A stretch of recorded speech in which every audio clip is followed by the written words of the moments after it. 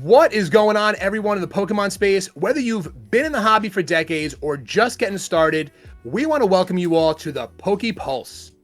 My name is Steve from Soft Savage Rips, and joining me tonight are two great creators. We got Coda from Coda Collectibles and Casey from Backwoods PX. Guys, can you give me a quick introduction, Coda?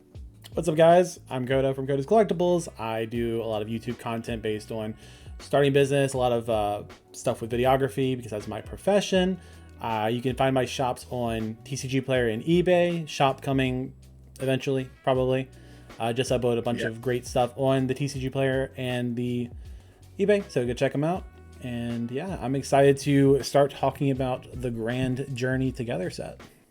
Excellent. My name is Casey, Backwoods PX. I do YouTube content, talk about the market, responses to other creators, and just general Pokespace stuff.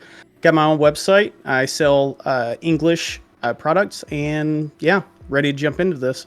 Perfect, guys. Thank you for the introduction. Today, basically, we're going to dive into the latest Pokemon expansion set, Journey Together, and how that's impacted the market, shifted buyer behavior, and what that means for creators, collectors, and sellers alike. So before we get into the topics, real quick, I'm going to flip this up. We got to catch them all together, baby. So, all right, guys. So the first topic we're going to talk about is how the Pokemon community reacted to the release of Journey Together.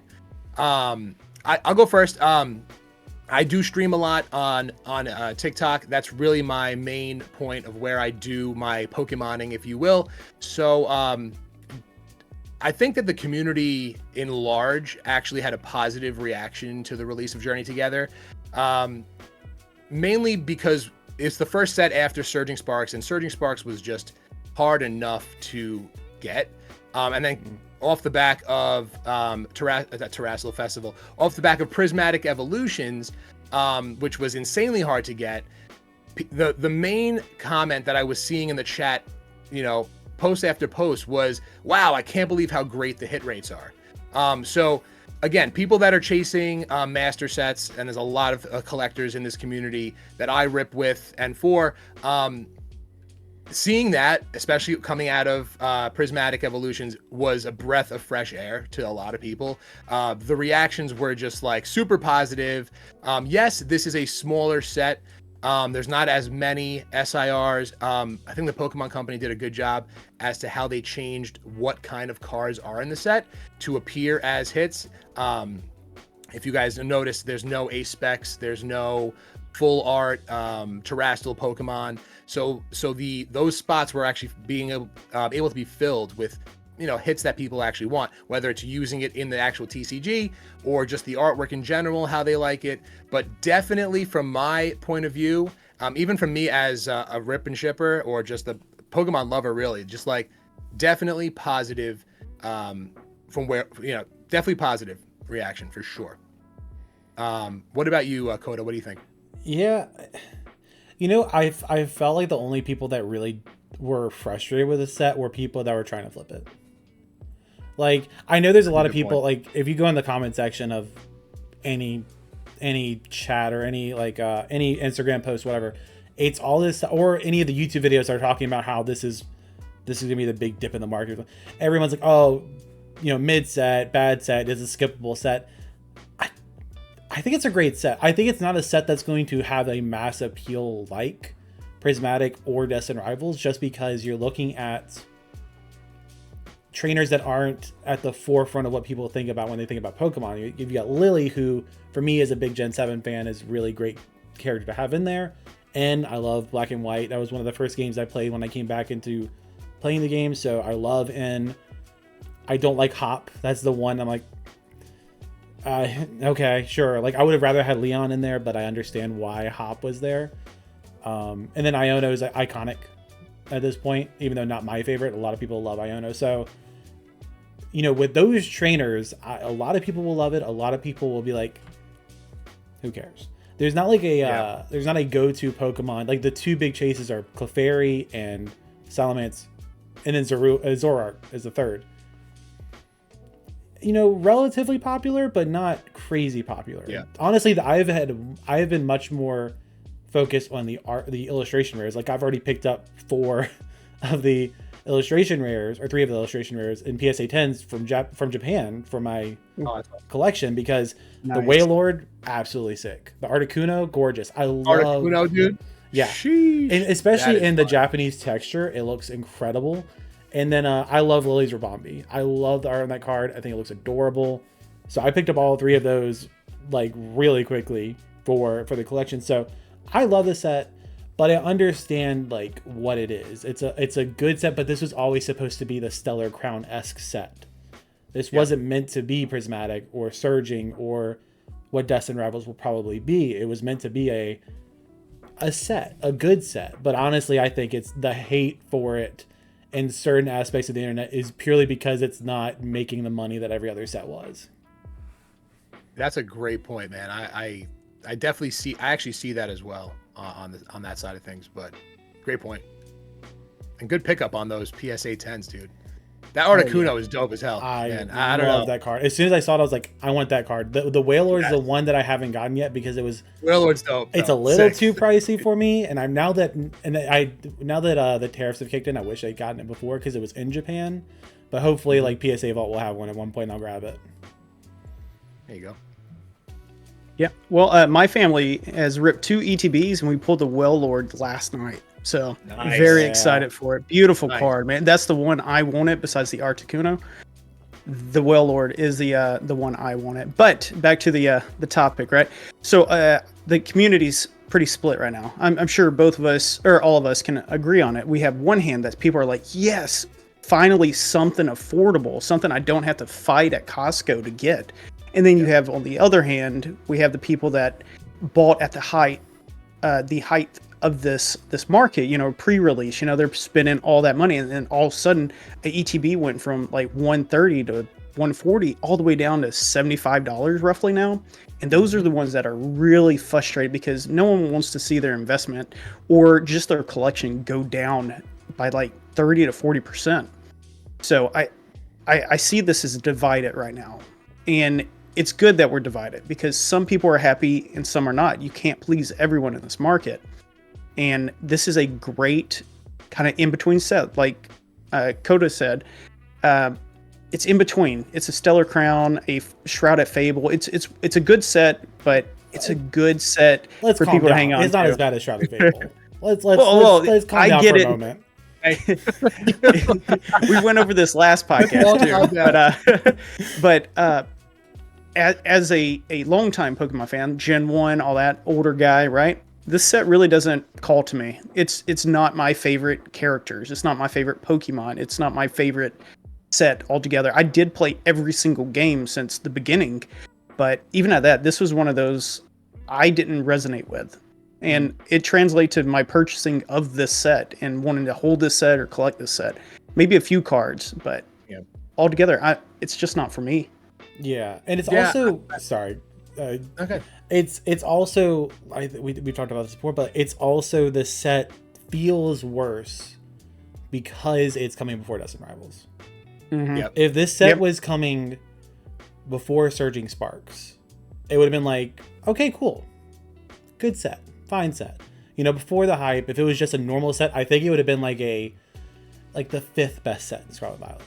I think it would have been somewhere in there where it's like it's good. It doesn't have quite the chase that like Twilight Masquerade does, but it also doesn't have the floor that Stellar Crown has, where like I guess the chase now is officially the Squirtle again, and it's like at $65-$66, but like I think it would settle into like that area where it's the Paradox Rift, good set, very good set, doesn't appeal to everyone, doesn't have the appeal with the SIRs aren't huge. I like that set. I think it's got some really cool art rares on it, but it's not the biggest appeal. It's just the fact that it's in this boom that everybody sees it as a failure. Even though like Lily's Clefairy is still holding at like over 200. Yep. It's still in that 200 range, and we're well over a weekend. We've had so much more product ripped than we would have in the past. So it's still holding well. The set is holding up well, even if it is buoyed by a bull market. So. Yep. Let me. Oh, sorry. If you don't mind me jumping in. What I do love about this set, though, is people are finding this stuff in the wild still. That is phenomenal. as all these prices are extreme. And yes, it's still a little bit more extreme, but I hear stories about people finding packs in the wild again, and that is just exciting news right now. And it might go away with Distant Rivals, don't get me wrong, but right now, for a good month and a half, it's solid. It's awesome. Yeah, I mean, I said this in the podcast I did with Harrison. We needed a set like this in between this pretty much the two biggest hype sets. I think it's bigger than Surging Sparks.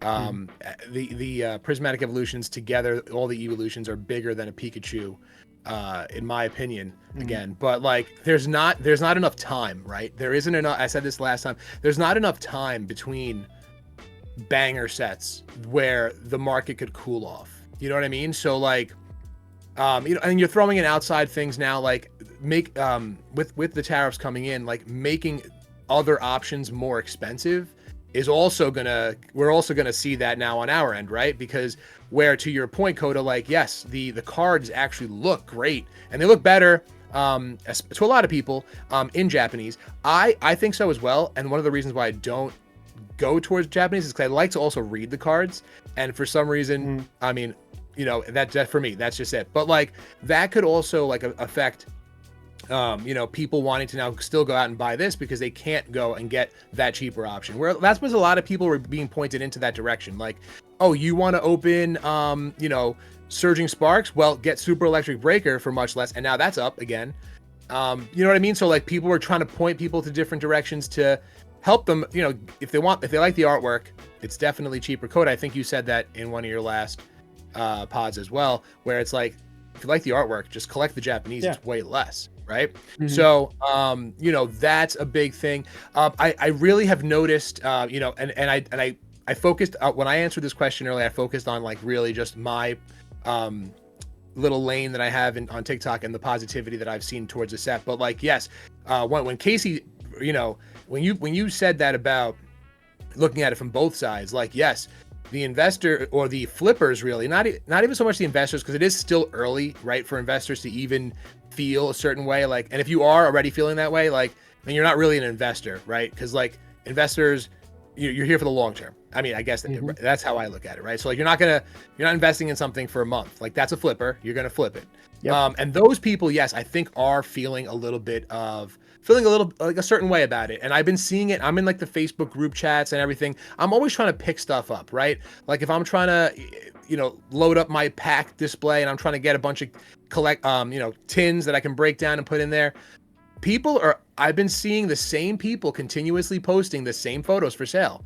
I'm about to jump in there again and start to bring the conversation the other way back, where it's like, all right, I see you're trying to sell this. I'm at 70% of market. And then we're going to start to drive that price and level it down a bit. You know what I mean? Not like really force it to be where it was, but like, it shouldn't be 200x. Like, so I'm starting to notice that that little pattern happening. So we really will see. I mean, to your point, guys, I think it's not a phenomenal set, and I think we needed this right now. But Clefairy is a Gen 1 Pokemon. So Articuno, Gen 1 Pokemon. So I was saying this in the Rare Candy pod, is that Gen 1 Pokemon bring people in. Like, to your point, Coda, Squirtle is just one turtle over past the other, where Squirtle is now the chase over Terapagos in Stellar Crown. So it's like, those Pokemon will continuously hold a special place in the collectors, long-term people that have been here for a while, in their hearts. So like, that will continuously be it. Now, being Lily's Clefairy potentially would bring it down a little bit, where I think the English collector isn't as adamant about collecting trainers as the Japanese market is. So like, that's where we saw that shift with the Miriam all the way in Scarlet and Violet base, where that was going for a crazy amount in Japan, and when it came here, it was like not at all, not the same at all. So, and now I think we've landed at a right spot, not to go with Scarlet and Violet base, but Gardevoir I think is the top card, I think, right now, and that is a beautiful artwork. That's where it should have been. Anyway. I think that you see two different sides of it. You see the side that are the pure, like, I just want to collect the art people who are looking at this set and saying, it may not be my favorite Pokemon, but the art is good. it's got like the Articuno art's beautiful. The Whale Lord's beautiful. I like the Iono's Kilowattrel just because that very cartoony style, it fits the personality. It makes sense. I like Lily's Rabombi. I like Lily's Clefairy. It's not probably not a top 5 card out of the set for me, but it's still good.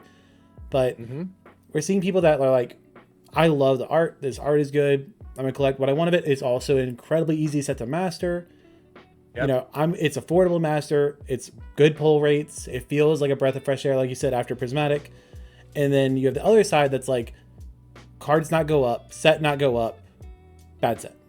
Like price is going down, and that's a bad set now. It's a bad set. Like there's the people that no matter what they say, there are so many people out there that call themselves collectors that really only care about the price of it going up, and that's fine. Yep. You can do that. It will go up. It'll go up. It'll go up eventually. But they're looking and saying, oh, everything's been going up for so long. Like this, like last 5 months, everything just goes up, goes down. Trash set.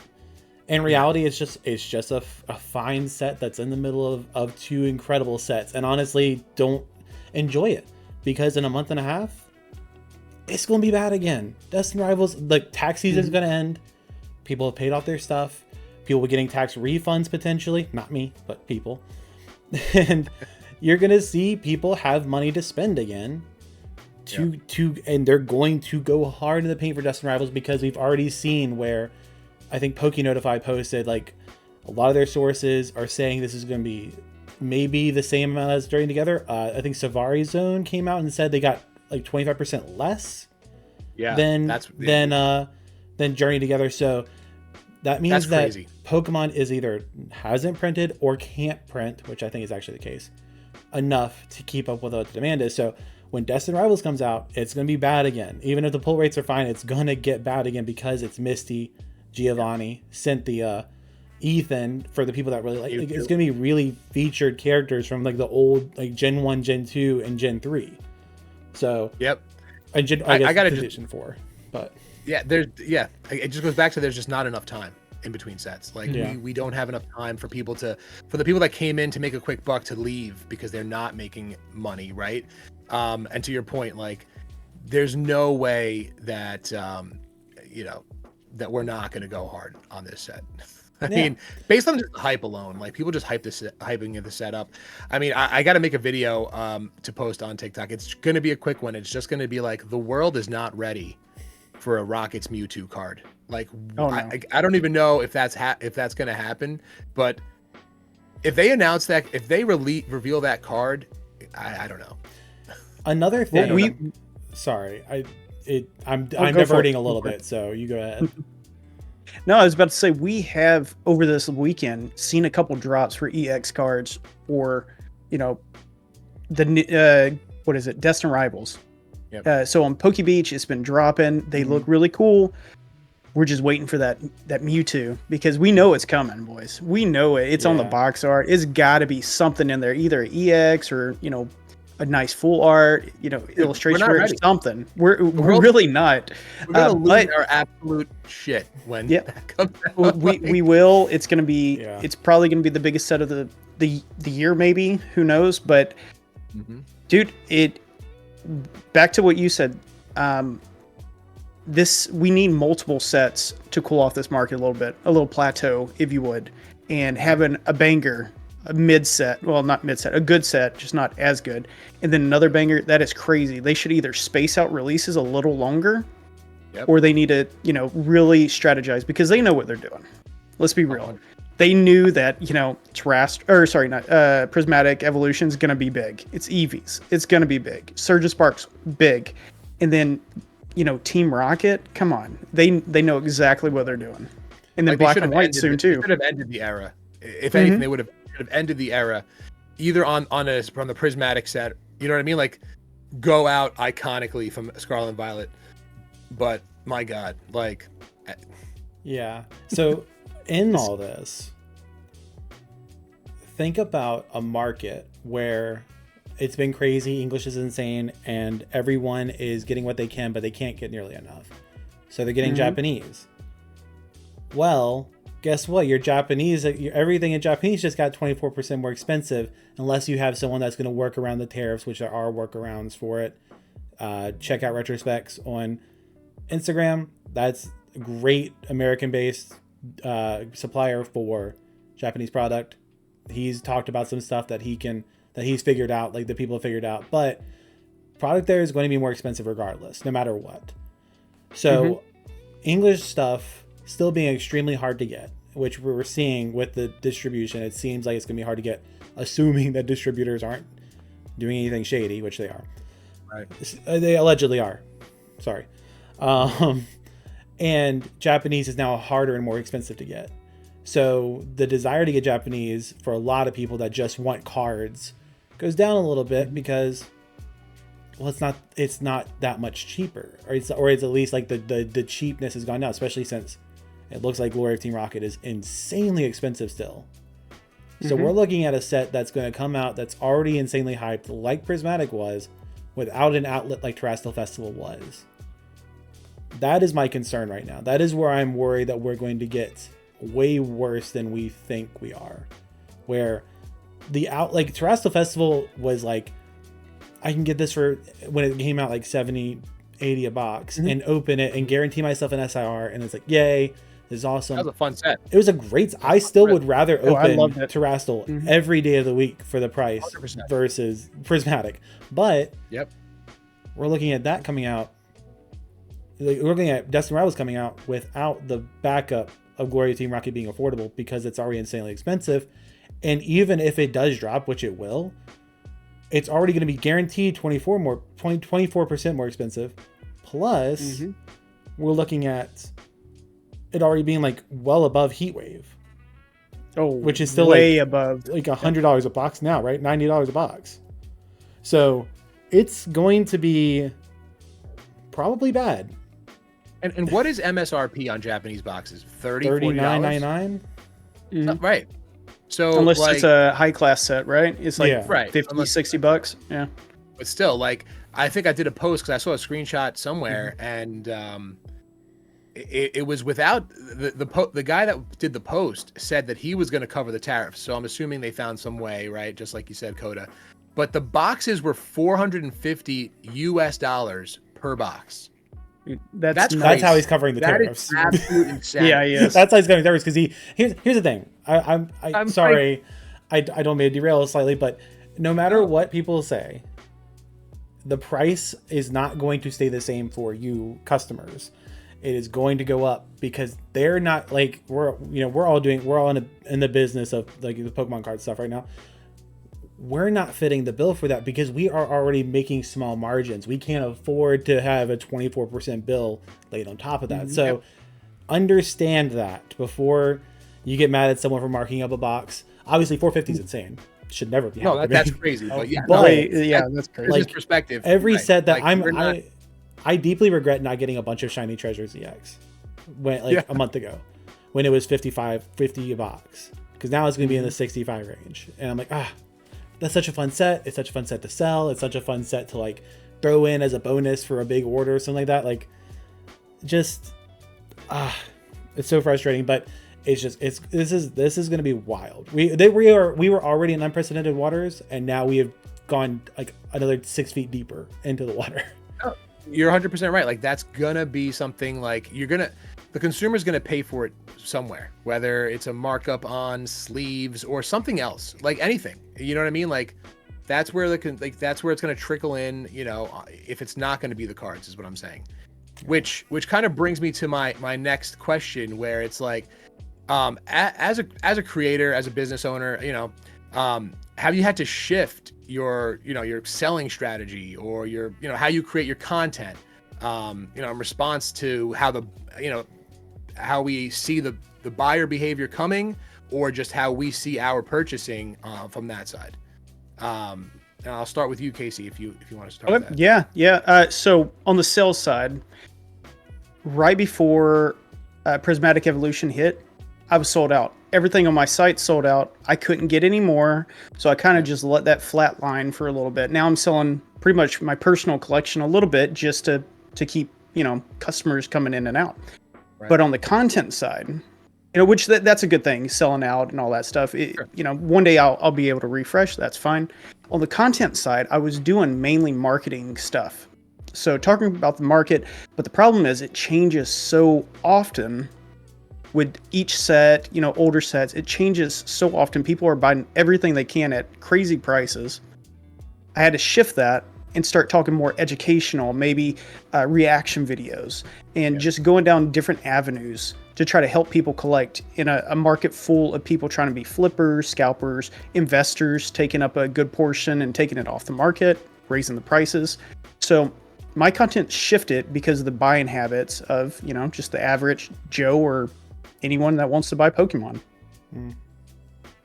So I hope that answered it. Yeah. It's great. It's put me in a weird position. So like for those, I guess this is on my channel, you probably know.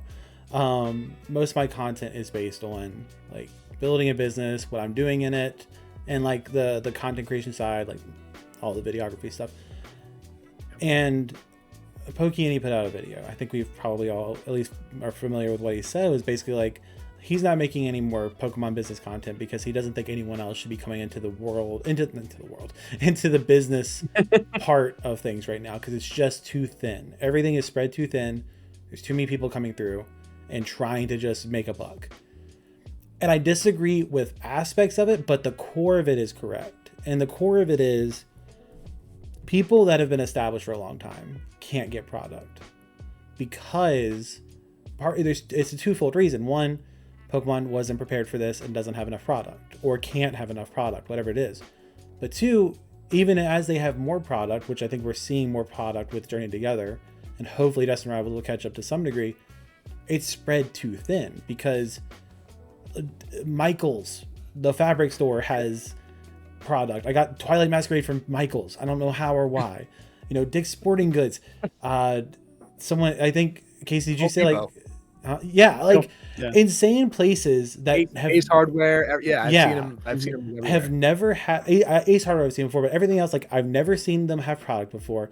There's no reason for them to have product because it's not even close to their niche, and they're getting as much as they can. They're not just getting like Barnes and Noble always has some product, but it's like whatever they can get, and it just kind of sits back there. And then like eventually someone will come in with their kid and they'll be like, oh, I want that, and they'll grab it. Like that's been my experience with Barnes and Noble with trading cards. But now like everyone's trying to maximize how much they can get. So they have these things built, or sports card shops. Everyone's trying to get as much as they can get. And those who have built up their accounts with these distributors are getting priority over a lot of people that have been working with them but don't have quite the money and haven't been investing as much into it. So it's spread so thin that even if they added 50% more print, I still think we'd be in this market. I still think we'd be absolutely. I think this reprint of Prismatic is not going to matter. I think it's going to hit the price a little bit. I think the singles will come down drastically, which I've seen already with a lot of other sets. The singles are coming down, which from a business side, it is like I'm not making as much money, but I'm also thrilled with it because it means that people are actually being able to access the cards from the sets that they want, even though they can't get the actual sets. But I do think that it is hard. I found myself thinking it is hard to make content about coming into the business side of Pokemon, because if you aren't already here and you don't already have like some way of supply, unless you're ready to sell your personal collection to start, you're kind of screwed. Like there's not really a lot you can do. Now, if you come into it with a collection that you're willing to sell, then you can find Japanese, dealers. Like I said, _retrospects, great guy on Instagram, like really trustworthy seller. Like you can find people that'll still get you good prices and stuff, and you can still make your profit if you have some capital to come in with. When I started, I had about $1,000 that I sold off of from my collection. So I started with that. I bought out some stuff and just started flipping like that, and I had decent gains because I was buying at a really good margin. But that's not always the case. So if you sell your personal collection and then come in and get some Japanese product, you can do it. But all that to say, like, there's not a lot of strategies right now to really like expound on the educational, like business side. So I've had a hard time with really trying to figure out exactly what I want to do now, because that is what is appealing on my channel. I have found that's like the videos like people want to watch, or how I'm getting different stuff. And I have other videos in mind, like Like I got scammed on a collection deal, half a collection deal. I still came out plus, but I got hurt by it pretty hard, so didn't get the profit I was thinking off of it. So like, there's videos like that I can make, but is that what I'm really passionate about? So it's a balance of like, I'm more passionate about the business side and education and like really helping people grow in the content and business space, but I'm not confident that that's what is the best to talk about right now because no one can get product as it is. So it's I'm just in a weird space right now, and I don't know. I mean, I haven't put out a video this week purely because of that. I just was like, I don't know what to film. Mm-hmm. Yeah, I mean, I'm not hating on Pokeani's video on that. I actually said that in the pod that I did with Harrison. Is that one of my friends' kids wanted to get into selling it. I'm like, listen, I don't want to deter people from doing it, but like here's a state of things right now, right? Like when I got into it a little over a year ago, the market, the whole state of Pokemon was very different. I had a great conversation with a local card shop owner, and then I was able to get product through them. Now, and that in turn would help them out, right? Like if they're not pushing stuff in a market that's not blazing hot, someone like me coming in is like a godsend. Like, yo, this guy's gonna buy, $10K worth of stuff, whatever it is, a month that's been sitting on the shelf, or like, I'd rather do that and keep building on and his purchasing power, right? Mm-hmm. But like, if right now there's no incentive, and I hate to say it like an incentive, but like it's harder to have that conversation with anybody that actually has access to product. And now I'm going to say local card shops. It's harder to have that conversation because and I hate to sound like this, but they don't need you, right? And I hate to say that like that, but again, like the local card shops are the ones that are providing all of these places for people to come and play the game, right? Or just events for kids, events for adults. And every local card shop has their own different thing that's going on, right? But it's a place in the community for people. So I think we need those types of stores there, but there's nothing, telling them like, all right, great, let's give product to this person and whatever, because they're going to just sell it themselves, and they'll sell it at MSRP as opposed to selling it less for you. Right. So I hate to say it like that, but that's when I heard Pokeani say it, like that, basically that was the premise, right? It's like, there's not enough to go around, so that you really don't even have remotely any leverage on anybody unless you have your personal product, your personal collection that you would willing to sell, which I did also when I started off. But yeah, I mean, just to, did I shift anything with my content? Nothing really. The main thing that I did have to shift with my selling strategy is that I did have to limit the amount of lives that I've done. Like I used to go live at least twice a week, Wednesdays, Fridays. Sometimes I'd sprinkle in a Monday in there, or like a random weekend day, right? But now with Surging Sparks, the fact that I didn't get Prismatic, right? Like that's really like Surging Sparks I had, because that was, again, before this crazy boom. That was the one that I said in my last pod, that started this all, right? That started this crazy mess that we're in. But before that, so Prismatic came after that, and I couldn't get any of the Prismatic, and that really will choke out. Again, and I consider myself somewhat established, right? But so like people that are less established, it's even worse for them. Like you can't get the product, so what are you going to open? What is going to be your selling strategy? If you don't have it, you're not selling anything, right? So I had to limit my lives. I had to limit the amount of boxes that I've done. I know you guys said this in the last pod you did, that you'll be coming on my live from 5 hours later, and there I am like a freaking rocket, just still going, right? Yeah. I didn't know where we were going to, when we did Surging Sparks on Soft Savage Rips on TikTok, shameless plug. When we did Surging Sparks breaks, 1 week before release, I ripped 30 booster boxes in one night. 30. Ooh. And had I know, so I think we were live for like 9 hours, 8 or 9. I worked a full day till 5. I think we went live at like 5:30. I didn't get off till whatever. 30 booster boxes. I think I do about around 3 an hour. So we were kind of rolling through some of them because they were case breaks. But like, you do the math, that's 10 hours. So it was a little less. But that, if I knew where we were going to be, where I couldn't willingly just go and pick up more product, I wouldn't have done 30 in a night. Yeah. So then I'm like finding myself like, where the hell do I get product? And that was really it. So like the selling strategy shifts to like how much you want to open, but then that also limits people's finding you and seeing you and whatever. So like it definitely, you're going to start to feel it. So hopefully again with Journey Together, it was way better. It's obviously a different type of set than Prismatic, right? Like there's booster boxes to bring that like plethora of packs that people could open. So that helped. And I think, dude, and I got 10 cases, and who am I to get 10 cases? Thank God, right? But again, I'm finding myself like, all right, I went live the other night, I'll do 3 instead of 6 because I don't think I'm going to get more. And if I do, it's not going to be, and mind you, I'm paying more than I've ever paid for, I'm paying, I think 50% more than I've been paying, and I'm still able to do what I can. But the next wave, if I run out of that 10, the next 10 are not going to be that price, right? So, you know, then you're forced to raise your prices, and then it's like this whole thing. So you kind of just, you really have to like plan. You have to plan your whole. You have to have a roadmap. Like, here's how much we're going to rip this week, and if I can't get more, like this is what we're going to have to do. And that's from like, and I say rip and shipper because that's really what I am. But in my community, I'm very fortunate where I had like an hour on Saturday, and I plugged it into my Discord. I said, hey guys, I'm coming from here, and before I go here, I've got an hour. I'm gonna do some Journey Together. And my God, the people, this community, I swear, is just like something I've never seen before. Right there, they were there, and within like 5 minutes of going live, the 3 booster boxes breaks were sold out, and it's great, and it's a great feeling.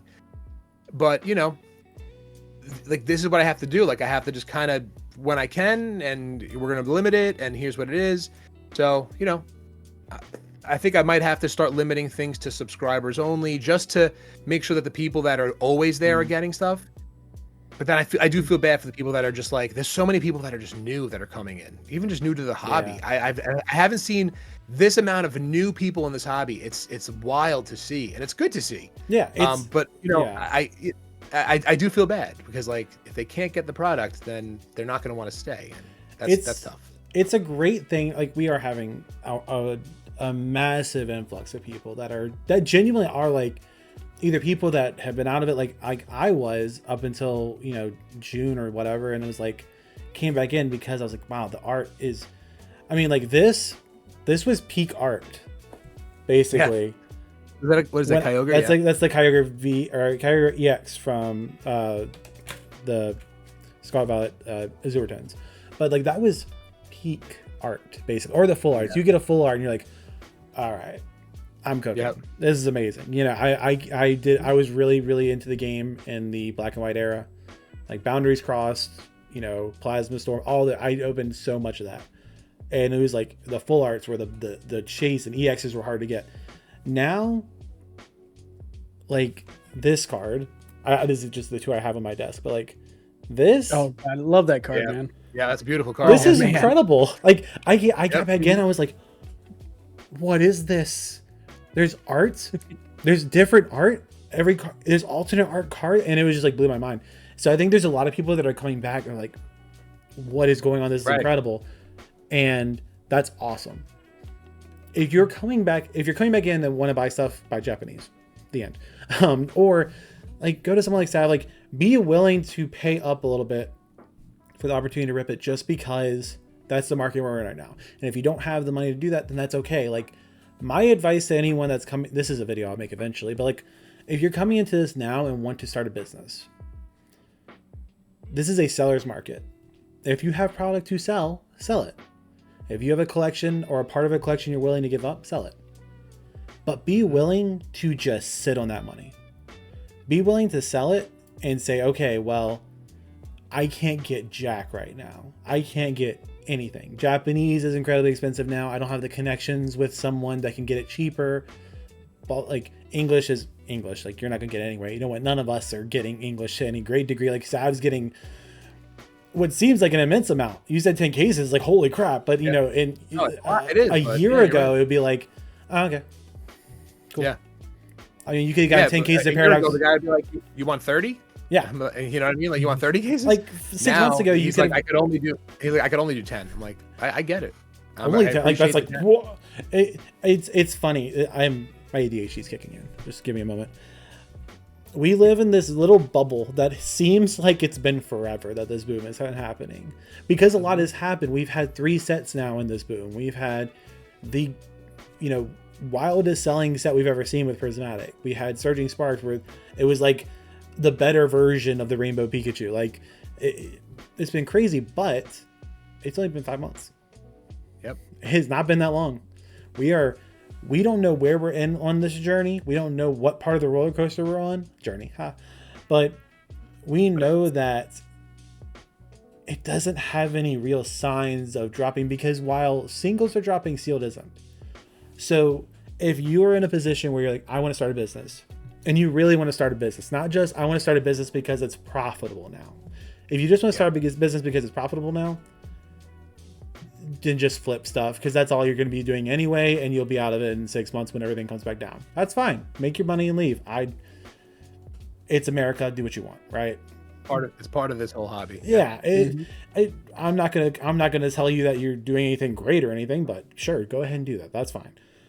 But if you're willing to just sell part of your collection and sell, get $1,500 and just sit on it and just put that in a separate, if you have to cash it out and put it in a safe and hide it somewhere from yourself, do that. Like, whatever you need to do, so that when things come back down, you can build those connections like Sav was talking about. You can go to your local game shop, who is now back to selling stuff for, I don't think it'll come down to 110, but like 130 a box, right? They're still under MSRP. They're making some, and then you kind of come in like, hey, look, I have $1,500. I want to spend on Gen 10 Set 3. Yeah. What can you get me? Like, what can we do here? Like, I want to work with you. I want to build this relationship. I want to help you get your numbers up while also I can get product. What can we do? And then you're going to have a shot. Don't try to do it right now, because they're going to look at you and laugh. Or they're going to tell you, like, I can get you some pencil cases and battle decks. Right. It makes you do your homework. Because they will, anybody will be looking, you know what I mean? Like, if you go in and say that and you don't know what you're talking about, it's the same thing now. Like, people that don't even know anything about Pokemon, just trying to flip it. They just come on here and buy it, and they try to sell it for 3 times. Like, dude, what are you talking about? Like, you have to know what you're doing. Same thing that way. Like, if you walk into the shop with $1,500, you better know like what you want, what the pricing is supposed to be, just so you know what you can get, and just be confident. But listen, it's just hard. It's going to be hard for anyone to do that. We've been seeing it with the buyer behavior, and we've been seeing it with the selling behavior too. So wherever it's coming from, you just have to just make sure you know where things are priced at, just so you don't get screwed over, or someone doesn't try to screw you over. Yeah. So, well, if you're just an average collector, shop around. Yeah. Don't get like pigeonholed into, hey, I'm only going to big box stores. You can find good deals online too. You just got to be willing to hunt for them. Yep. And in regards to starting a business, if you, like Coda said, if you want to start right now and you have no connections, you basically just going to have to flip. You got to go to Walmart, pick up stuff at MSRP, and just try to make a profit. And you're going to end up hating this space, because people are going to be against you right now. Yeah. No. Fully against you. Yeah. They will burn you at the stake like a witch. Mm-hmm. That's how I did it. I was picking stuff up from big box stores, and it's your profit margins are going to be thin. It's not. I think that we can have a whole pod just on talking about this business side of it, right? Mm-hmm. So, it's not. Which we definitely should. It's not as easy as it looks. It definitely just. It's right now. It's just not an ideal time. That's my whole drive home point. That Pokeannies, it's just not ideal for people to start right now. Yeah. Sorry, one more thing. Oh, sorry. I'm so sorry. One more thing. Since we're talking about collecting, buying, and all that stuff, make sure you're a subscriber to Sav's Savage Ribs, because he's giving away a awesome thing at the end of the month, and I'll let him talk about it. Whoa, look at this guy. Wow. I appreciate that. Yes, guys, listen, I know we're here on YouTube.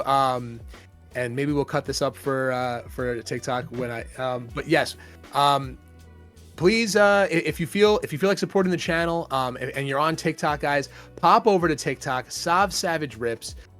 This month and every month I do a big subscriber giveaway. It's a way for me to just give back to the subscribers. Pretty much anything that I get from the subscriptions, obviously every platform has fees, I put back into these giveaways. So I put it up to the Discord, and I had a poll in the Discord where they were voting, what do you want for the April subscriber giveaway? And I gave the option of a 151 Elite Trainer box, a Paldean Fates Elite Trainer box, or a Prismatic Evolutions Elite Trainer box. Now, 3 of the 3 specialty sets from Scarlet and Violet era, all of them are blazing hot right now. And I'm like, you know what? Went to the collection, again, talking about selling your collection. Went to the collection shelf, and I said, all right, the people voted, and they want a 151 Elite Trainer box, guys. The subscriptions are $3, which is nothing, right? Like, it's less than a booster pack, and it's way less than a booster pack now. It's less than a booster pack's retail price. So, you know, and again, I love giving stuff away to people.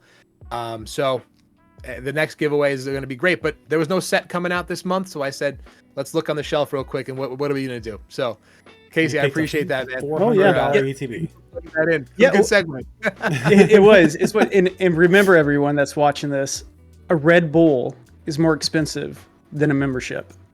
That's right. That's right. We always say it on the chats. We say you can get this for less than a price of a taco or a Starbucks coffee or whatever it is. Like, we always just plug in random stuff, man. But thank you, I appreciate that. And so speaking of TikTok, which platform are you guys currently giving you the best engagement? Where are you guys selling? Like, what are you noticing? Do you sell on multiple platforms? Which one is better than the other? And why? Like, yeah. Yeah, so I sell primarily TCGPlayer and eBay. eBay is mainly my graded cards that I get back, though PSA is so painfully slow right now. So hasn't had a lot on eBay. Haven't had a lot on eBay right now, but we're in the process of working on that. But TCGPlayer is still incredibly high turnover, right? You have your fees. You have your whatever it comes up to like 13% or whatever it is. You have your fees and it's still there, but it's the price of making sure that you keep stuff moving. I price stuff a little bit above market just to like give myself that buffer, because usually I buy out collections at 65, maybe 70% if I'm pushing it. And having that extra 5% on the market like gives me that little bit of buffer, and people still buy it. I have a pro subscription, so I use or the pro sign up, so I use mass price to keep everything adjusting, because the market's so volatile right now. You have to kind of keep everything adjusting, and it's so hard when you have a 20,000 card inventory to keep up with that. So I'm right now focused on TCGPlayer, and it's still selling extremely well. Like today I actually ended up fulfilling like 40 some orders. It was like $800, $900 worth of stuff nice. That went out. That's going out tomorrow morning. I had 4 orders come in when I was getting my haircut, and I probably have another 2 or 3 by the time we wrap this up. So it's still going really well, but have the fees and stuff. But it's so hard to run a website without a lot of content being put out to that audience. And right now with my I was gonna have my website done by now. I actually have like it 80% done, but now I'm in that mode of like, I don't know what direction my content is going. I don't know how I'm going to continue making content, because my full-time job is making content, right? I marketing, I am the entire production team for the channel I work for. So it's hard when you don't know exactly what you want to do with it to continue making it. So right now I'm in such a weird in between that I haven't had the website done yet, because the website is only 3.5% fees. Right. So 10% more I'm getting every time. Plus I can set my shipping to where I want. I can set a lot more stuff, a lot more like stringently. But my plan is to always use all platforms. It's always going to Yeah. be utilized every platform. I genuinely would like to get into what you're into, Sav, with like ribbon chips. Once things calm down and everything's way more affordable, that I can do just to continue building the community. Like, yeah, I'll make a small percentage, right? But like, I would just like to continue building community, connecting with people, because I connect with people a lot more like in conversation and like talking, reading a chat. I used to do a lot of live streaming stuff. That's one of my favorite things to do. Content is a little different, so because you're not having a conversation, so it's harder for me to do. But like, every avenue that you have at your disposal, you should be using, because it's a massively difficult market to break into, because everyone's doing it. If you just want to sell on TCGPlayer, you can, and you can do it successfully. But can you? You can't chat with people on TCGPlayer, right? Like, I couldn't. If I bought stuff from you, I couldn't message you. Could I? No, you you can. So there is like a contact the seller thing. Usually I hate when I see it, because it's something went wrong. Because TCGPlayer is the most frustrating company to work with. They are just adamantly not trying to help you. Oh man. So I don't like TCGPlayer, but it is a necessary evil right now, because I have no other way of selling stuff at a rate that I can continue the high turnover and utilize where the market's at right now with all the singles. You can't, you don't have any, not to say user data, but you don't have like a catalog of people where you can now push to your site, right? Nope. That's like the thing with those platforms too. I mean, it's the same thing with eBay. It's like, they invest in the technology to make you available to so many people, I guess. Yeah. That's tough. I think building out an email list is probably going to be, and PokeAny as well has done it. Building out the email list is something that you're gonna have to figure out how to do. Not only that, like, TCGPlayer won't allow you to. Like, you like, hypothetically, you could get like, one of those like the cards that Ty has, like, they're really sick. Little, like, you could have one of those with the QR code to your link tree that links to all of your different stuff on there, and you can get banned from the platform for it, because it is against their regulations to have anything. You can't send that with your order? You can't have anything in your order that takes you to anywhere that is not TCGPlayer based. So if you have, not even eBay, which is their parent company, if you have a TCGPlayer Pro account, a website where you can have your own website through TCGPlayer and the fees are drastically reduced, you can link to that. But you can't link to anything else. You can't link to YouTube, Instagram, TikTok, nothing. There are people that do. I guess TikTok the same way, but people do. Like, I have gotten multiple packages of stuff that had their address in it. I'm not gonna say, because I don't care, and I think it's a silly policy, but I understand it, because again, it's like TikTok. We've talked about this before, where they don't want you going out of their environment. They want you staying in there. So TCGPlayer is a necessary evil for most sellers, and I think even like Rob with RNG Games still utilizes multiple TCGPlayer accounts. Yeah, but it sucks. Let's be honest. It kind of sucks to have to use. It's the same thing, like the same argument with talking about app store platforms like the Google Play Store and the App Store, right?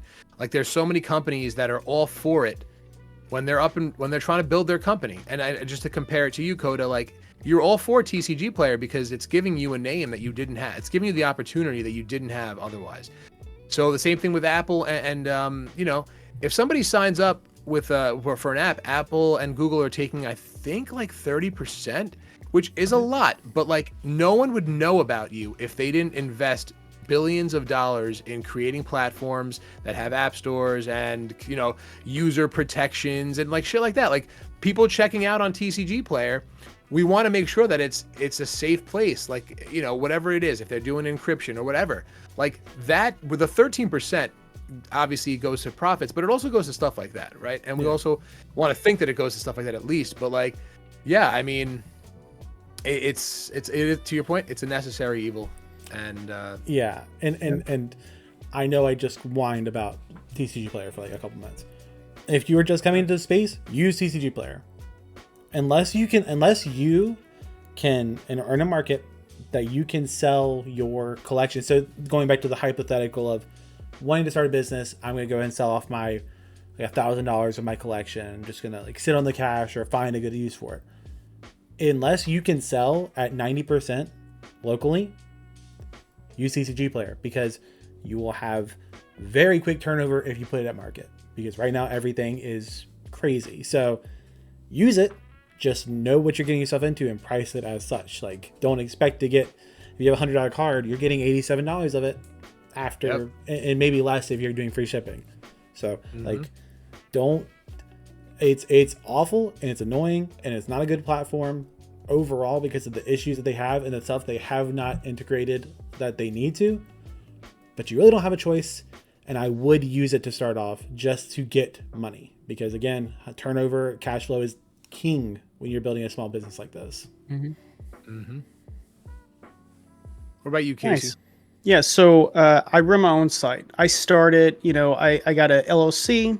I got a reseller's permit. If you didn't know what that is, it's supposed to be so you can work with distros and you don't get taxed on it, and you charge tax to your clients, or sorry, not clients, your, who you sell to, right? Your customers. And TCG, if you didn't know, about 1.5 to 2 years ago, they offered that through TCG. They discontinued that. That's why everyone gets charged, upwards to 13.2% or whatever it is. And so when I have stuff to put on my site and I'm not worried about, hey, I got an invoice at the end of the month with my, distro or something, I can sit on it. I'll just leave it on the site. But if I need to spend, like I need the money back, I will throw it up on TCG, because the client base is there. You don't have to go out and find it. It's there. It's already there. Just like in TikTok doing the site or the shop, it's already there. You don't have to search for it. Having your own website and stuff, you have to make content. You have to get your face, your brand, anything out there. So the platforms that are working for me for that is, I started on TikTok just opening packs with my family. We used to do little pack rips, and then I started, I figured out, hey, we're starting to boom. This is getting expensive. I can't be buying these packs at like $7-8. I'm a disabled veteran. I'm on a fixed income, if you didn't know, on that one. So I'm like, hey, what's smart? Let me just start talking about Pokemon. And then, TikTok's more based on short form for the most part, right? We can pretty much agree it's shorter form. And so natural, go to YouTube, spread your name. You can do long form, you can get in front, and you can spend more time in front of people to present yourself as a, hey, I'm not trying to scam you. I'm here. This is what I got. This is what I have to offer. This is me. And I've did plenty of videos now where I'm doing just that in front of the thing. I'm like, hey, this is my life. This is why I'm here. This is what I want to do. And, you get a bigger opportunity on YouTube to present your case in front of people to hopefully earn their trust. And once you start getting customers, more times than not, they will be repeat customers because they've already worked with you. But if you are, trying to make a quick buck because you got some bills to pay, go over to eBay, TCGPlayer. They have the built-in audience and the built-in customers to really make that sell quick, but you do get hit with a fee. But on the flip side, if you go to Facebook Marketplace, most people that are buying are trying to buy at around 15 to 20% fee, cut. So you got to watch out for that too. And that's pretty much my little rant or spill about it. Oh, that's great. I mean, I think there's multiple levels to where you sell, right? And I think they always come at different points in your like journey, right? I started on Whatnot for a little bit and didn't really see much sales there. So when I came over to TikTok is pretty much where it's at. There's a lot of users there, and they're just users there that are not there for Pokemon that'll find you because there's so many people there. The opportunity to find people that either like Pokemon but never even knew what a pack rip and ships were, but they're on TikTok because they like this, and they somehow come across your page, and it's like a new person into your entire storefront, essentially, that would have never found you to begin with, but because you're there, they find you. Now, I'm finding it more so on live selling, because I just have that type of like energy and personality where I'm just like, I will talk to you and we will build a connection and you find the trust in me. And then that, especially in this type of hobby, finding someone that you can trust is big. So being that you can talk, like, you can ask me questions and I'm answering you right there. I'm putting myself out there. Yeah. Like a lot of people won't show their face, and that's fine. But I'm like different, and I do that. So a lot of people will connect to that. So definitely TikTok for the best engagement and for the sales. Again, for me, and that's not for everybody. And if the type of person that you are, if you don't really want to talk to people, then absolutely any type of marketplace that is just communicating through messages or whatever is definitely better for you. Then I would definitely push to have you guys do, to have people do that. But by far for me, TikTok, I mean, I have not seen another platform. Again, the fees are about half of what they are on eBay and TCGPlayer. So right off the bat there, but like, I think I've said this before, but like the amount of, I'm going to use this as an example, the 100 pack of penny sleeves, Ultra Pro penny sleeves, and you can get them anywhere. You can get them as a 5-pack from Target or whatever, right? Those are the sleeves that you put cards in. I've sold so many of those on TikTok shop, but not live. Like people every day since I put them up. And again, I had to buy a bunch of product from my distributor because they didn't have Pokemon product for me to buy. So I was buying other stuff so I can get my minimum threshold to open up pre-orders, right? You have to do certain things. Again, it's harder to do that when you don't have the capital. But so I bought top loaders, I bought penny sleeves, I bought binders, I bought a whole bunch of stuff. The amount of penny sleeves that I sold, I'm telling you right now, I would not sell 1 pack of penny sleeves if it wasn't for TikTok. No one's gonna find Steve at Sov Savage Rips randomly that's selling a 100 pack of penny sleeves and buy it. Like if I put that up on eBay, there's a million people, and there's probably a million people there too. But like they have something where like you upload a product that they will push. And it's like, here are the products this month. And if you have this, link it to this. And it's like, I don't know how the algorithm does it, but let's say they're pushing, Journey Together, and you actually create the product, Journey Together, but then link it to that on like TikTok shops at like a hierarchy level, it gets views. And I don't know how it does it. And I always say it, they are the best at doing that. And I feel like that's why everyone is trying to get a piece of that pie. That's why the US government is trying to find some type of deal, because they know that they are doing something that cannot be replicated at such a good level that it's just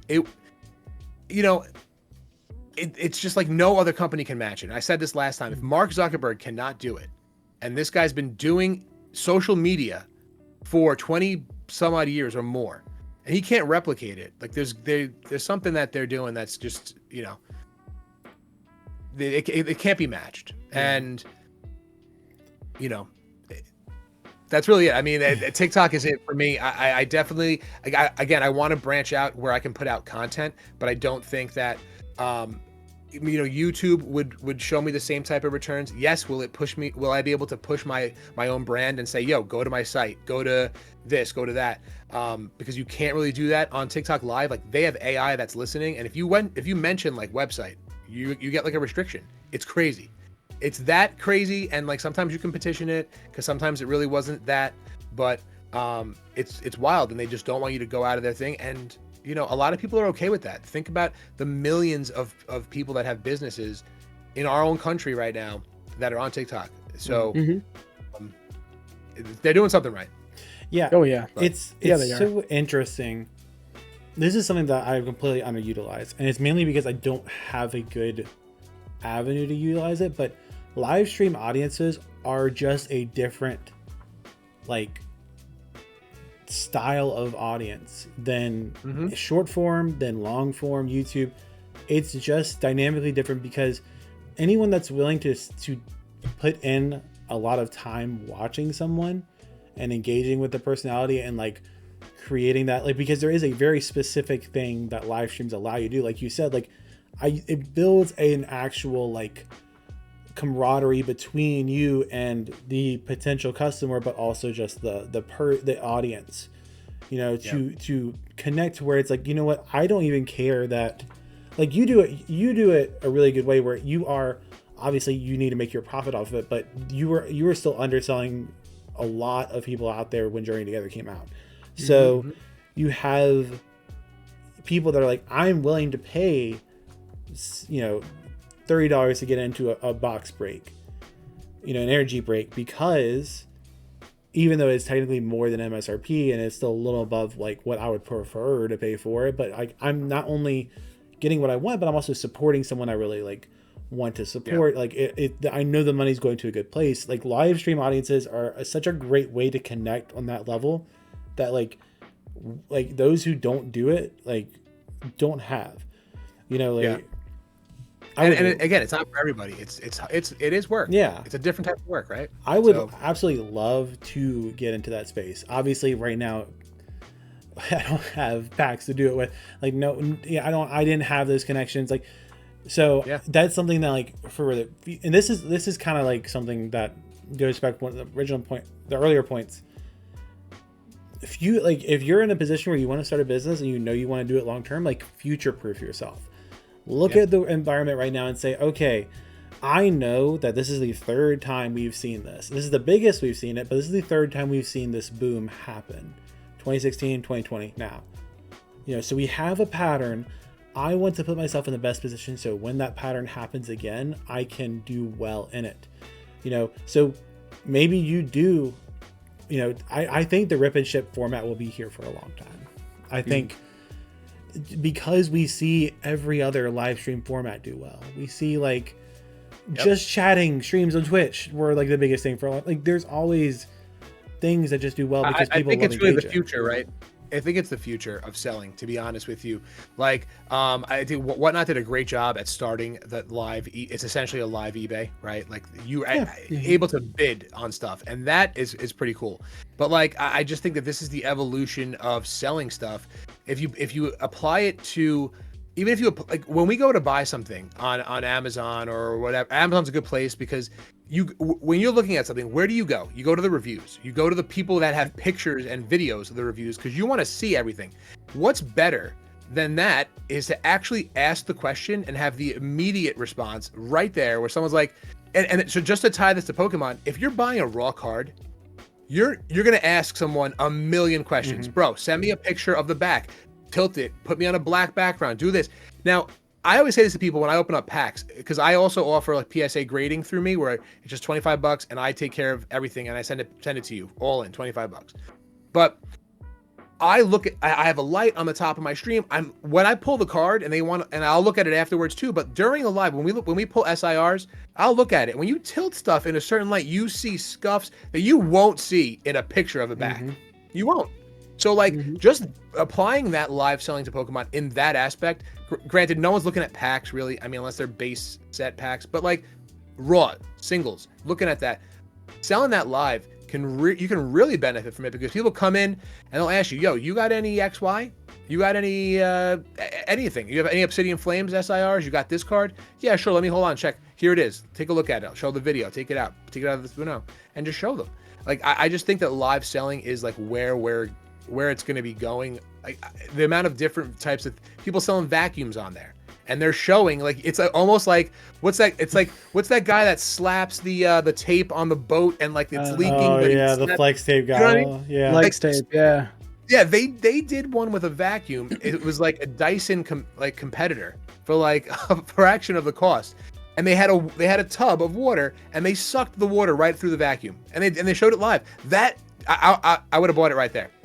But I think when I went in, they were like it was going to be 10 minutes until they put the sale up and I had to go. But still, if you're in the market for buying a vacuum, you're waiting there until that sale comes up and you're going to buy it because they just sold the shit out of that vacuum by just showing you the strength of how, it works. It's the infomercials that actually work. Yeah, exactly. And real people. At the very least, it's a format that is a great extension of what you're doing because in the end, if you get into this business in 2 years, where hypothetically 2 years, we're back to the 130s a box, 140s a box, where we've dropped off. Not dropped off, but like we've normalized out to where we've set our higher floor at 140 a box and we're chugging along normally at that point for the Pokemon market. You're going to have boxes that sit for a little bit. You're going to have a Stellar Crown or Shrouded Fable or something that comes out that people just don't connect with and they don't want. What's the best way to sell that? ripping ships because your price into it is cheaper than you can get. I guess see, like at 140 a box. What is that like? Quick math, $4 a pack, basically, right? We're somewhere in $4 a pack. You go to Walmart and you're going to be paying $5 a pack unless you get an ETB, in which case you're paying more than $5 a pack. You can just have someone that you already like. You get the entertainment value and you get a cheaper version of the pack while they're still making their money, or you get even out and they're still making their money. Like if you're getting into the business, that is a great avenue to have product to go through and to have hype and to get people hyped up for stuff, because like they're gonna find you, they're gonna see the product, they're gonna get hyped for it. Then if they, however they find their shop, whether you put a, my Discord link and then you just push it through Discord. Like I know, Seb, your Discord is, not small. Amazing.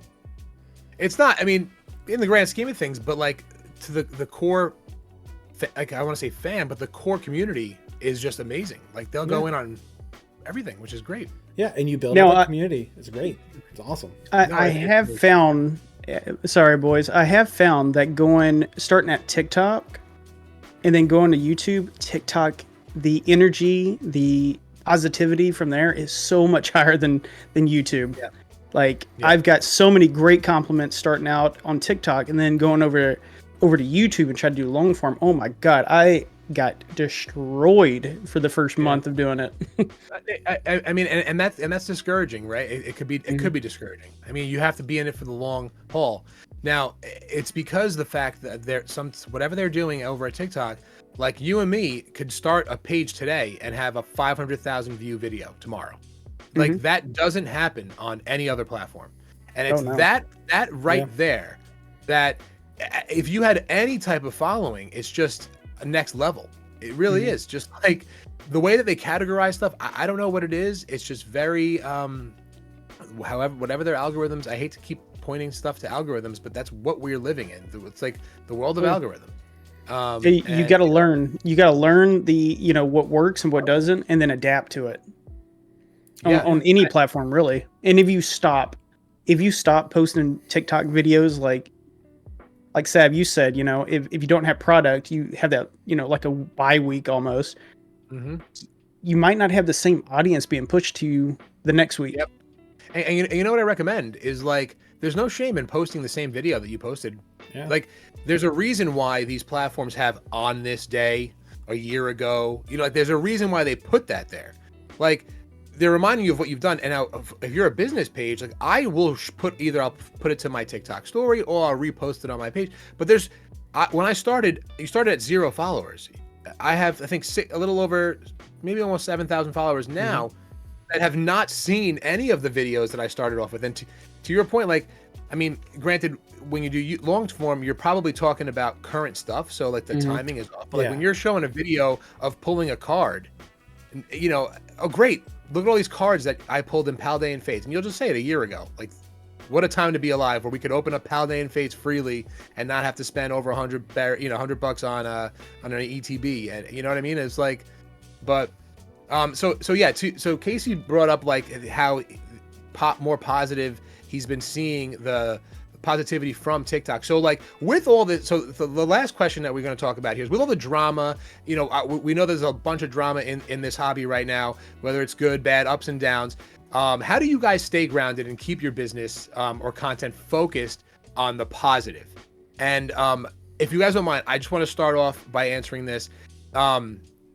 Is just for me, I'm just an overall positive person, so it's very hard for me to like make negative videos. I did one about the glory of Team Rocket being crazy, and that's really just like a video that you put in there that'll generate a little bit of like, oh, what's going on, right?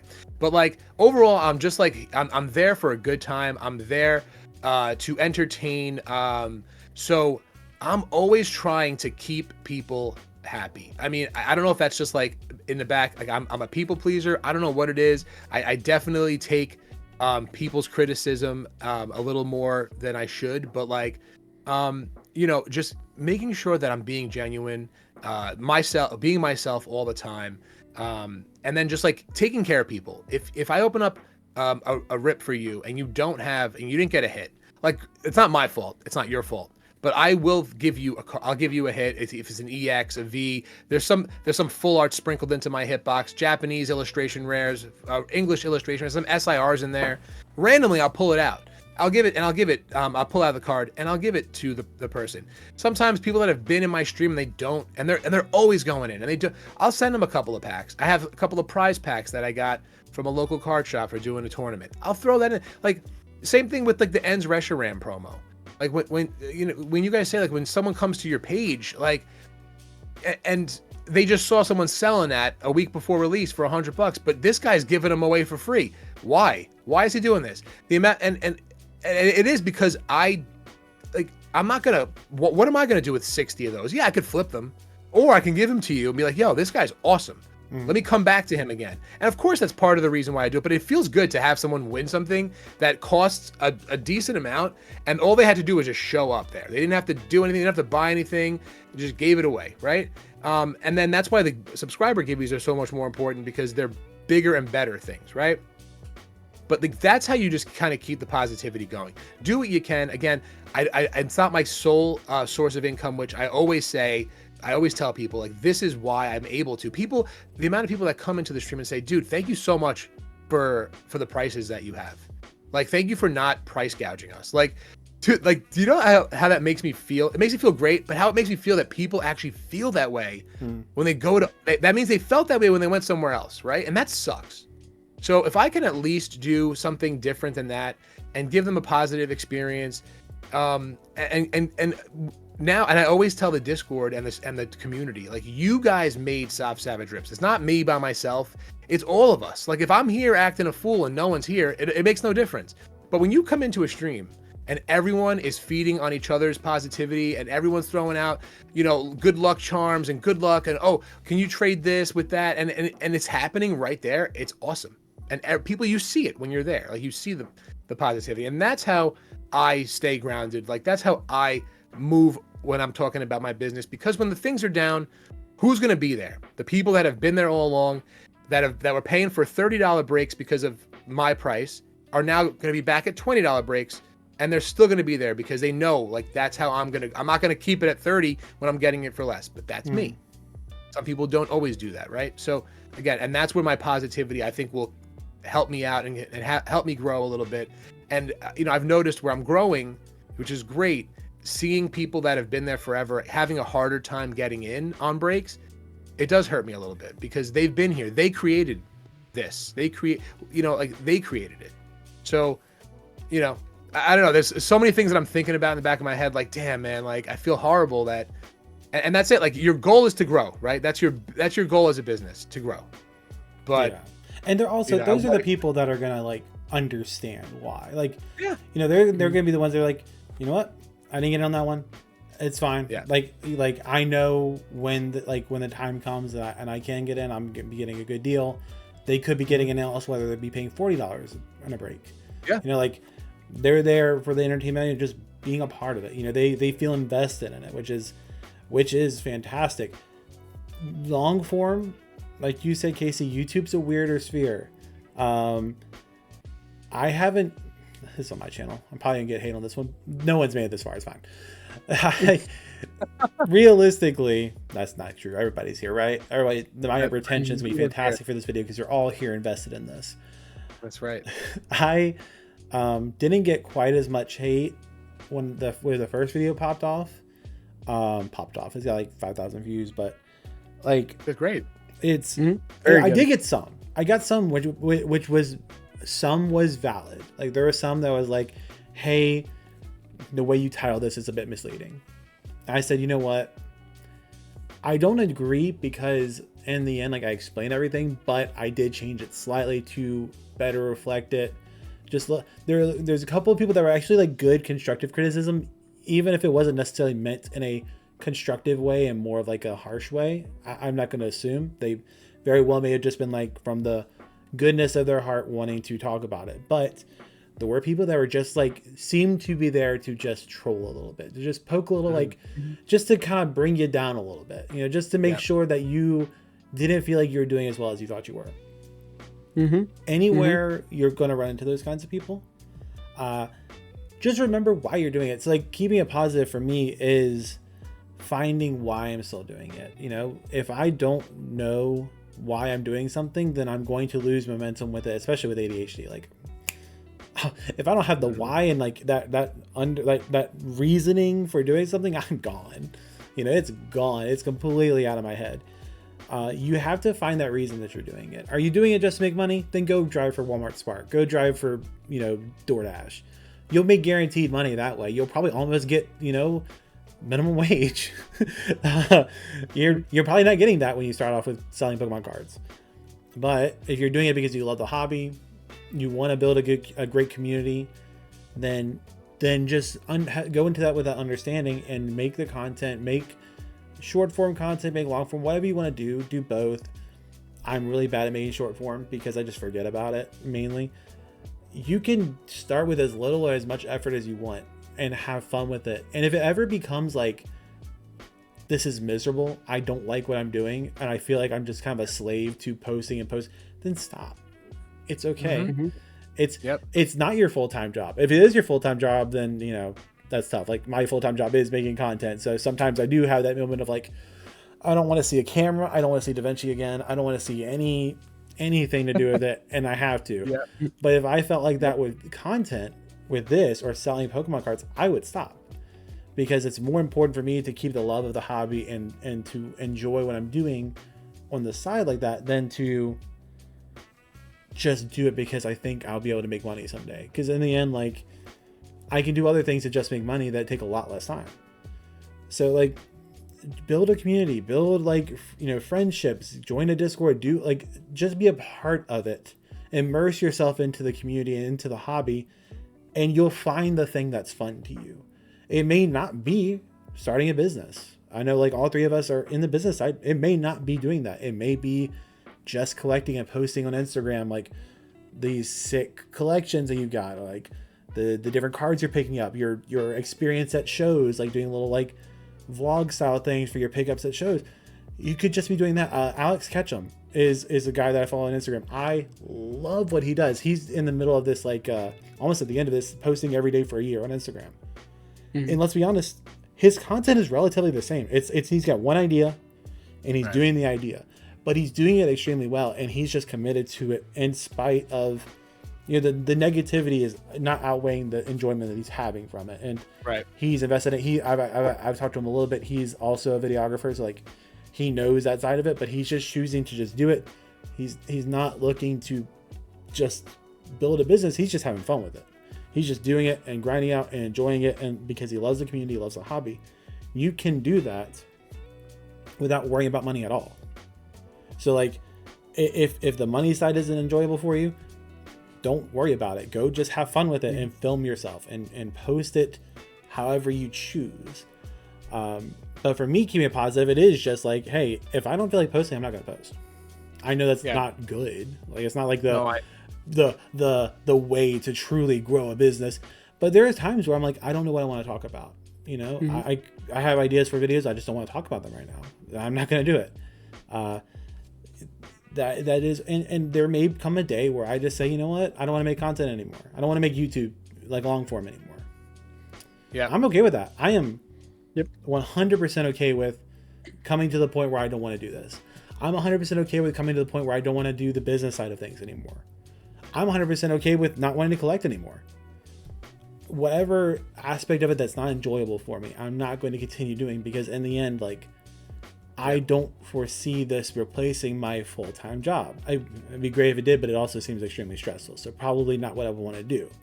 I don't want to lose that collector, like, enjoyer of the games. Like, I don't want to lose that aspect. And I do see with a lot of people that go full-time, crazy hard into it, that build these big businesses from it, there is a loss of that to a degree. There's a little bit of a loss of that love for it. So I like having it as my side thing.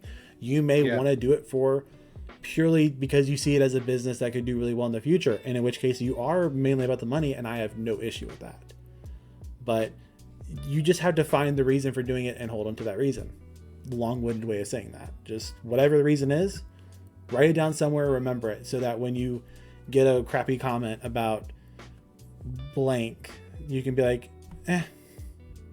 You're gonna get the comments, good and bad. You put yourself out there, you just open yourself up for that, unfortunately. But you know, it builds you up. It builds better character, I think, in the end. So. Well, in making content, business-wise, or just talking about stuff, any subject, you know, people like drama. You don't turn on true crime to see a happy ending.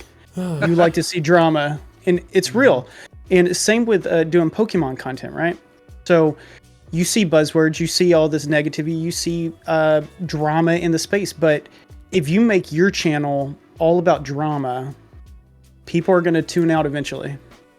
And you're going to lose. You're not going to get the people that want to buy from you if you want to do the business side, because they're going to be like, hey, he's a jerk, you know, or he only talks negative. Why can't he say something like Stellar Crown was good? Shrouded Fable was my favorite set, you know, something like that, you know. Really, what it is. It basically doesn't sell. Yeah, trash sets. Trash everything. Blow me up. But even at that, if you start changing your mindset and talking about good stuff in the hobby, you will naturally just get nice, happy people watching your stuff. If you talk about negative stuff all the time, you're going to like shepherd in a lot of negative people into the space because that's your content, that's your base. And at the end of the day, when this goes all the way, you know, like down to the new floor, hopefully around the 120, 140 range for booster boxes and stuff, you're going to have all these negative people. But if you start your channel, or you start just shifting right now, if you've already made stuff and you're shifting stuff, I did it. That's why I'm saying it. You start getting a lot of happier people there, and you'll start seeing like better comments, more, what is it? Positive criticism instead of just straight, hey, you're trash because you have ETBs and you should rip them all open. You know, I get that so often. Up until a few weeks ago, when I completely changed my way of presenting like my channel. I like to present some kind of problem or something that's happening and give a solution, and then ask people to give me their solution. And that's how I'm trying to keep this space, at least my space, a little bit more positive. And when I start to feel a little bit down, we have this wonderful Discord, the Rare Candy Roundtable, which, like Coda said, there's been a couple times where I'll throw you under the bus. You're like, hey, I really just don't have nothing to talk about this week. And we're like, oh, come on, man. You could talk about your stellar lights back there. Give some informational stuff out there. And you did. You gave some good stuff out there, talking about, everything you talked about your minimalist, setup, your lights, camera, how people should just make content, your business side. I cannot wait for you to do the I got halfway scammed. That's going to be a good one. Even though it is business related, everyone would watch that because you make good content. Like you got everything set up. You know how to edit well. Yep. It's stellar. And I love watching our circle of creators, make this space positive, because I don't think not one of us, and I think we have close to 17 to 20 content creators in our little group. Discord group, open to anyone. Try to be positive if you come in, though.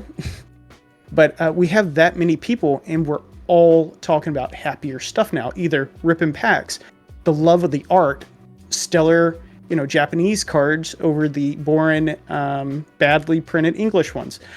But we're talking about positive stuff in the space, and we're all trying to uplift people. And I think that's where the hobby should go in content creating. And that's what I'm trying to push out there. And I'm sure most of us are trying to do the same thing now. We were just trying to, wasn't someone asking for help with a name, a new name? We were all helping Static. out. Oh, yeah, Static. Yeah, we'll shout out. What did it go with? Hyper rare static or hyper static rare, or I can't There you remember go. You exactly got what he your first landed shout out, on. man. It's one of those. So Yeah, stuff like that. You and Sav make videos already. Mm-hmm. Yep. Listen, I've got 2 lights over here because of you. Yeah. So, look, I got if my impact on the Pokemon space is just having more people with good lighting, I'll have achieved my goal.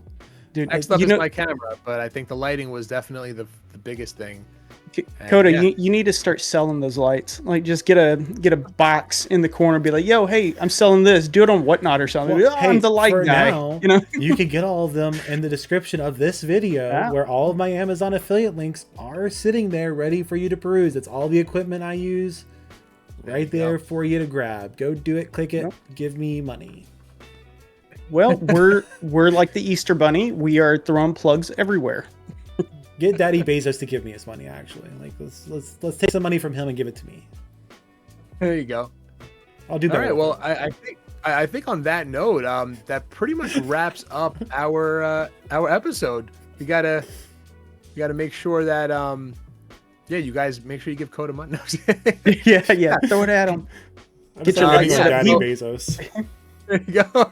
Yeah. So, guys, thank you so much for tuning in. That definitely wraps up our video. I hope that you guys that are listening, that have made it this far, that you've taken away something positive from here, or have listened to something negative that has happened and have thought of something that you can do to spin that around and make it work for you. But today we definitely touched up on a lot of things here. We started off with Journey Together. I think relatively everyone here thought it's a good set. It's a good set for the time slot that it's in right now, as far as the rollout of the different expansions. We definitely touched up on different platforms and how that's working for us, and also just what we're seeing as far as buyer behavior within all those different selling platforms. And I hope that you guys can take away something positive from here. Again, I just wanted to thank the co-hosts here, Coda from Coda Collectibles and Casey from Backwoods PX. You guys were awesome. I thank you guys for allowing me to host this. This is only like my third podcast ever, and allowing me to host this. I hope I did right by you guys.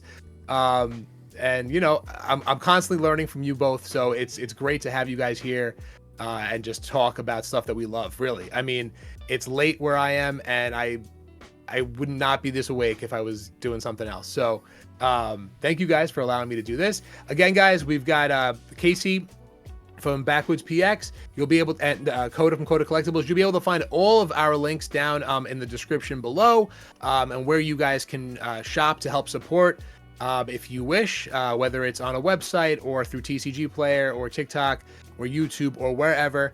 You will find all of our information down in the links below. Until next time, guys, make sure you subscribe to all of our channels. Like and comment this as well. Let us know if you want to hear something else in the comments. We'd love to hear different opinions or different questions that you want to hear answered, because it'll give us something else to talk about, of course.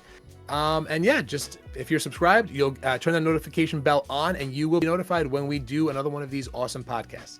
Until then, guys, thank you so much for tuning in. And we wish you guys a great rest of your day.